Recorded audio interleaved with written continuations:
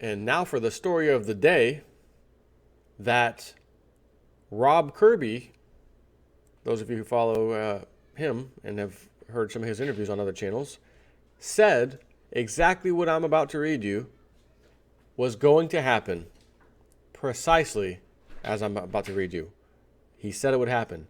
I've actually tried reaching out to him this afternoon, which, again, you'll be seeing this video tomorrow, to see if I could do a little interview with Rob Kirby.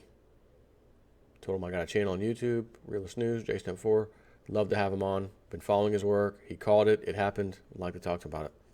Don't know how well that's going to go, but hopefully he reaches back out and I end up doing an interview with him because I think it will be great. But first and foremost, Deutsche Bank confirms what all of us conspiracy theorists have said all along. Silver market manipulation. So they confirm silver market manipulation in a legal settlement and agrees to expose other banks. Zero Hedge. Back in July of 2014, we reported that in an attempt to obtain, if not compensate, then at least confirmation of bank manipulation in the precious metals industry, a group of silver bullion banks, including Deutsche Bank, Bank of Nova Scotia, and HSBC, later UBS was also added to the defendants, were accused of manipulating prices in the multi-billion-dollar market. Keeping in mind Nova Scotia, when you see the warehouse, COMEX warehouses, Nova Scotia is one of them bullion banks. The lawsuit, which was originally filed in New York District Court by veteran litigator J. Scott Nicholson, a resident of Washington, D.C., alleged that the banks, which oversee the century-old silver fix, manipulated the physical and COMEX futures market since January 2007. The lawsuit subsequently received class action status. It was the first case to target the silver fix. Many expected that this case would never go anywhere and that the defendant banks would stonewall indefinitely. After all, their legal budgets were far greater than the plaintiffs. Which is why we were surprised to read overnight that not only has this lawsuit against precious metals manipulations not been swept away, but that the lead defendant, troubled German bank Deutsche Bank, agreed to settle the litigation over allegations it illegally conspired with Bank of Nova Scotia and HSBC Holdings to fix silver prices at the expense of investors, Reuters reported, citing a court filing by law firm Lowy. Terms were not disclosed, but the accord will include a monetary payment by the German bank, naturally. It goes without saying that there would have been neither a settlement nor a payment if the banks had done nothing wrong. According to Reuters, Deutsche Bank has signed a binding settlement term sheet and is negotiating a formal settlement agreement to be submitted for approval by U.S. District Judge Valerie Caproni, who oversees the litigation. A Deutsche Bank spokeswoman declined to comment. Lawyers for the investors did not immediately respond for requests for comment, I'm sure. As noted above, investors have accused Deutsche Bank, HSBC, and Scotiabank of abusing their power as three of the world's largest silver bullion banks to dictate the price of silver through a secret, once-a-day meeting known as the Silver Fix. None of this will come as a big surprise to readers, most of whom have been aware that this took place for years. You know I'm included, and I know most of you are included. We knew this.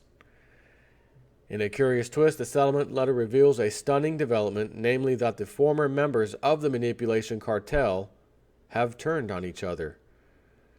Quote, in addition to valuable monetary consideration, Deutsche Bank has also agreed to provide cooperation to plaintiffs, including the production of instant messages and other electronic communications as part of the settlement.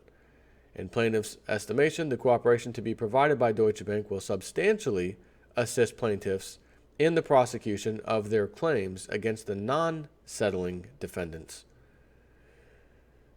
Now, I do have a problem with that. Well, it sounds good. Now, here's my problem. We agree to give you our transcripts of instant messages and emails. You do? Yeah. Hang on a second.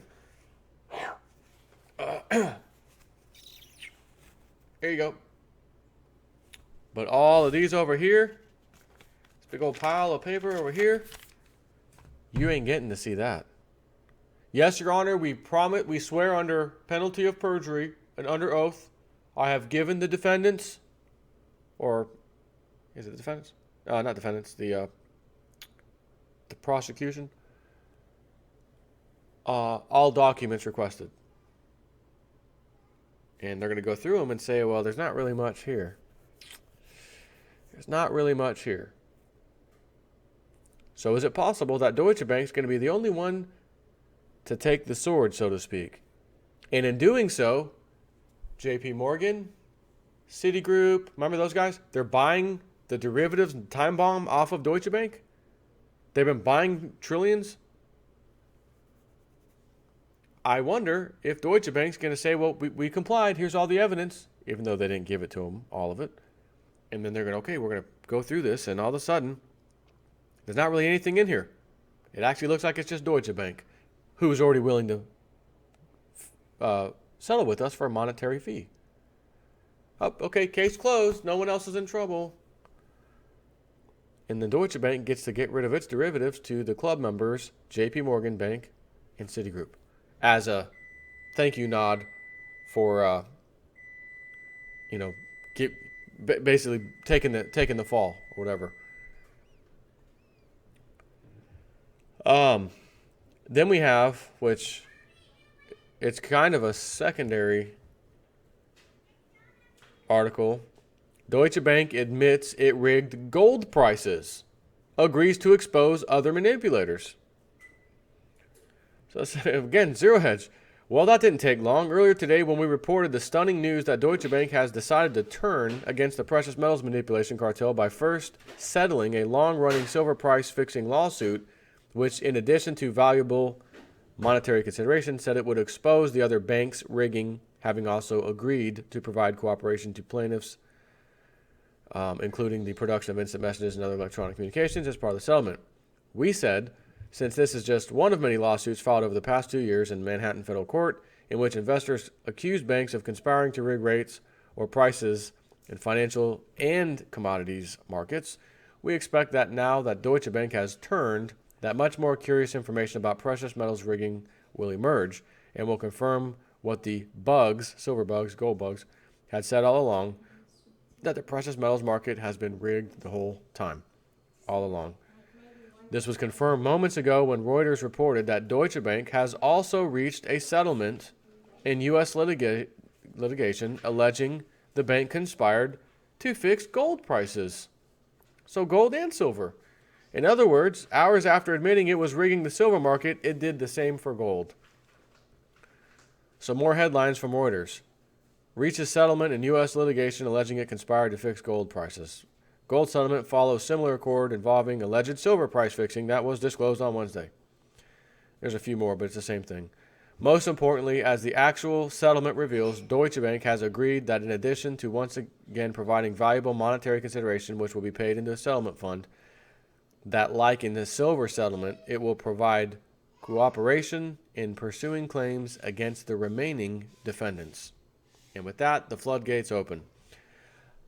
Again, I got a little problem with this because now Deutsche Bank, we rig gold and silver. Over here, I'm the bad guy. I did it. I'm going to give you all my paperwork, emails, instant messages. It's all yours. And then they're going to get it and say, okay, we're going through it. And it looks like HSBC, Deutsche Bank was the main culprit. And again, they're already paying the fine or the settlement fees. So, guess all the other banks are okay.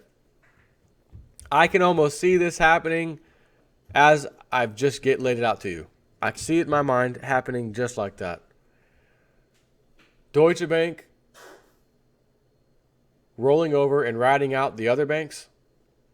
Do you think for 1 second, if that was the case, that Citigroup and JP Morgan would be going to Deutsche Bank saying, you know what, we're going to buy those derivatives off of you. We want to take those time bombs, those weapons of financial mass destruction off you and put them in our coffers. Because now, thanks to Citigroup, American taxpayer through FDIC insurance also covers derivatives of banks. Why would they help out Deutsche Bank if Deutsche Bank's about to rat them all out?